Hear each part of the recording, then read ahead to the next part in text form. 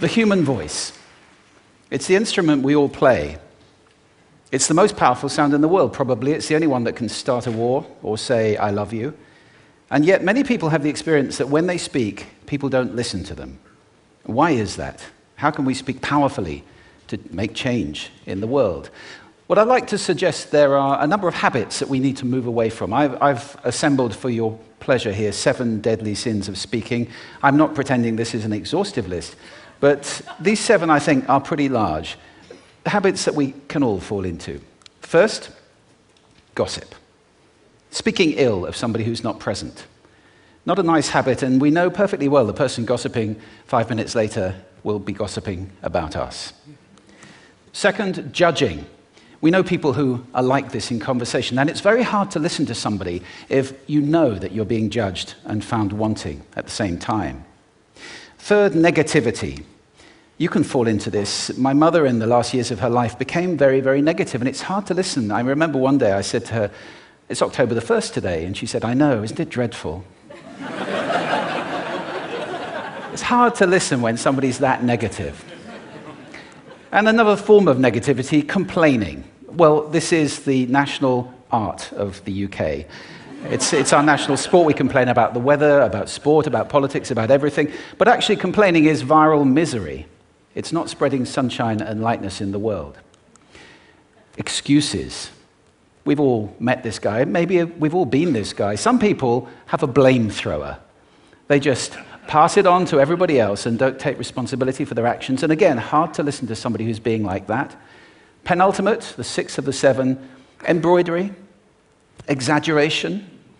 It demeans our language, actually, sometimes. For example, if I see something that really is awesome, what do I call it? And then, of course, this exaggeration becomes lying, out-and-out lying, and we don't want to listen to people we know are lying to us. And finally, dogmatism. The confusion of facts with opinions. When those two things get conflated, you're listening into the wind. You know, somebody is bombarding you with their opinions as if they were true. It's difficult to listen to that. So here they are, 7 deadly sins of speaking. These are things I think we need to avoid. But is there a positive way to think about this? Yes, there is. I'd like to suggest that there are 4 really powerful cornerstones, foundations, that we can stand on if we want our speech to be powerful and to make change in the world. Fortunately, these things spell a word. The word is hail, and it has a great definition as well. I'm not talking about the stuff that falls from the sky and hits you on the head. I'm talking about this definition, to greet or acclaim enthusiastically, which is, I think, how our words will be received if we stand on these 4 things. So what do they stand for? See if you can guess. The H, honesty, of course. Being true in what you say, being straight and clear. The A is authenticity, just being yourself.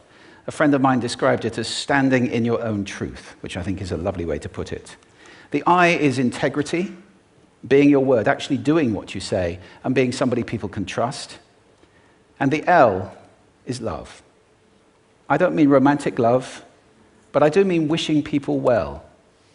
For 2 reasons. First of all, I think absolute honesty may not be what we want. I mean, my goodness, you look ugly this morning. Perhaps that's not necessary. Tempered with love, of course, honesty is a great thing. But also, if you're really wishing somebody well, it's very hard to judge them at the same time. I'm not even sure you can do those 2 things simultaneously. So, hail. Also, now that's what you say, and it's like the old song, it is what you say, it's also the way that you say it. You have an amazing toolbox. This instrument is incredible, and yet this is a toolbox that very few people have ever opened. I'd like to have a little rummage in there with you now, and just pull a few tools out that you might like to take away and play with, which will increase the power of your speaking. Register, for example. Now, falsetto register may not be very useful most of the time, but there's a register in between. I'm not going to get very technical about this for any of you who are voice coaches.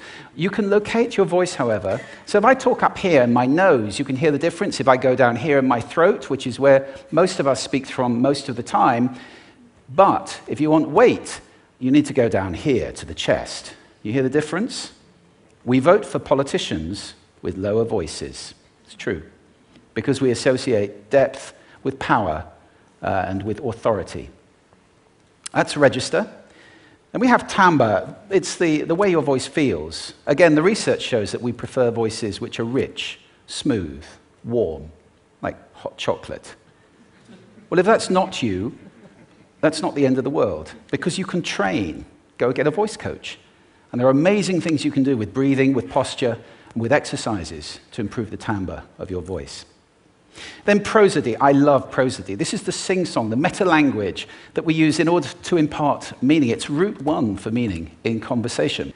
People who speak all on one note are really quite hard to listen to if they don't have any prosody at all. That's where the word monotonic comes from, or monotonous, monotone.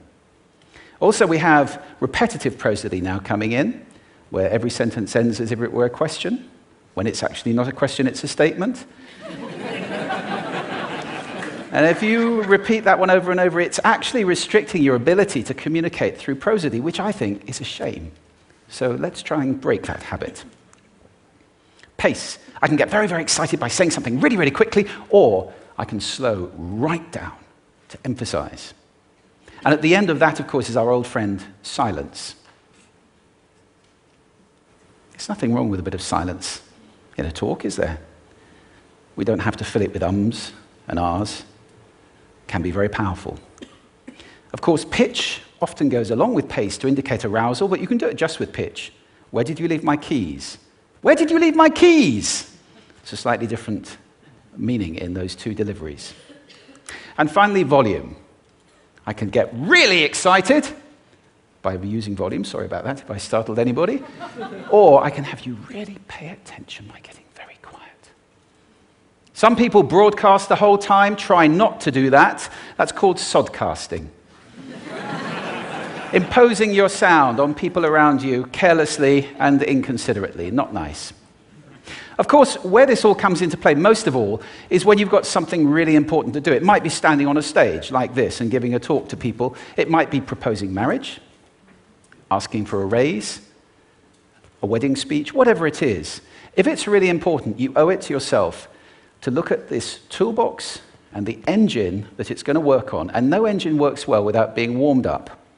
Warm up your voice. Actually, let me show you how to do that. Would you all like to stand up for a moment? I'm going to show you the 6 vocal warm-up exercises that I do before every talk I ever do. Anytime you're going to talk to anybody important, do these. First, arms up, deep breath in, and sigh out, like that. One more time. Very good. Now we're going to warm up our lips, and we're going to go bo, bo, bo, bo, bo, bo, bo, bo. Very good. And now, just like when you were a kid. Now your lips should be coming alive. We're going to do the tongue next with exaggerated la, la, la, la, la, la, la, la, la. Beautiful. You're getting really good at this. And then roll an R. That's like champagne for the tongue. Finally, and if I can only do one, the pros call this the siren. It's really good. It starts with we and goes to or. The we is high, the or is low. So you go wee, oh, wee. Fantastic. Give yourselves a round of applause. Take a seat. Thank you. Next time you speak, do those in advance. Now, let me just put this in context to close. This is a serious point here. This is where we are now, right? We speak not very well into people who simply aren't listening in an environment that's all about noise and bad acoustics. I have talked about that on this stage in different phases. What would the world be like if we were speaking powerfully to people who are listening consciously in environments which were actually fit for purpose? Or to make that a bit larger, what would the world be like if we were creating sound consciously and consuming sound consciously and designing all our environments consciously for sound? That would be a world that does sound beautiful, and one where understanding would be the norm. And that is an idea worth spreading.